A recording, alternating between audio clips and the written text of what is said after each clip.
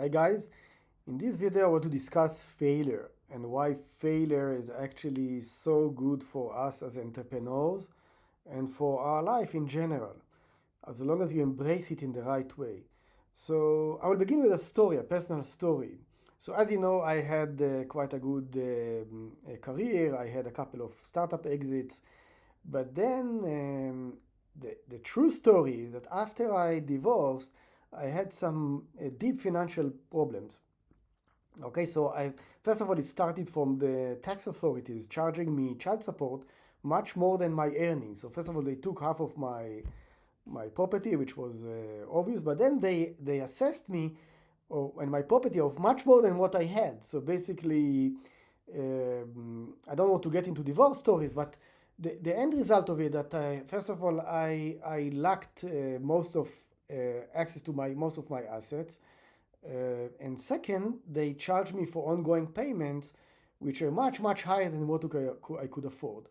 So I had about 7 years in which not only that my bank accounts were um, confiscated by the IRD, the Inland Revenue in New Zealand, but they also all my earnings went to them, and they gave me they provide me some kind of life expenses, like to buy food and stuff like that. But because I had my children with me half of the time, I basically um, I we lived on carrot and cabbage for for several years. So I didn't have a lot, I lived really hard life those years after I got used to quite good life. And then I had a woman girlfriend that time, and she told me one day, this is the best thing that happened to you in your life. And I said, what are you speaking about? I'm suffering here. Like I'm throwing my blood on the floor, I cannot pay bills. Everyone hating me, and I'm going to court all the time, fighting the authorities, to the level that I had a blog which I took down, which was relating to all those stories. They really butchered me, And she told me, no, that's the best thing that happened to you in your life. And then she told me, how many times in your life, because I had my free money for the week was $2. Think about it, $2 I had left after I paid for all what I, paid for my mortgage and paid for my fuel and the kids and all the stuff. I was left with $2, like a coin. And she was saying, that's the best thing that happened to you in your life, because now you will learn how to manage your budget with $2. And she was right. You'll be surprised what you can do with $2. Okay, I will give it to your imagination. We can do quite a lot of things with $2 if you save them for 2 weeks, You'll be surprised to find out, at least in New Zealand at that time.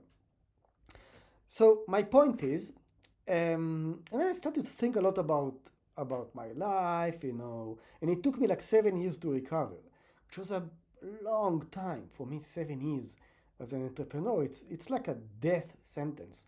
I couldn't invest. I couldn't do anything except like a contracting thing, which went back to pay the artificial debt which I didn't create. Okay, so to the point, I learned a lot about that. First of all, I learned how to embrace such situations and how to be able to recover from almost an impossible situation.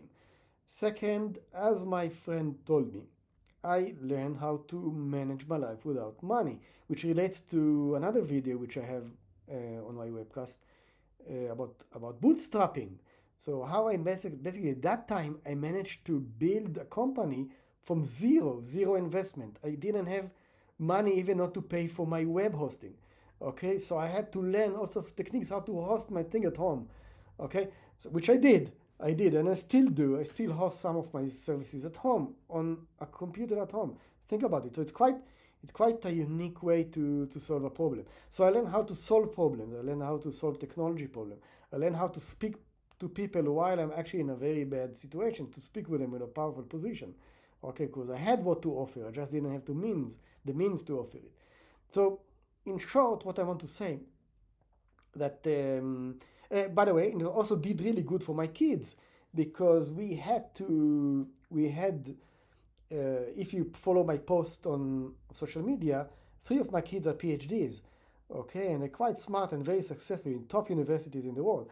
And I think that one of the reasons is that we had to confront day-to-day life problems basically without money. So they struggled, and in the universities they also struggled with student loan and other things just to be able to get to a position that they can study.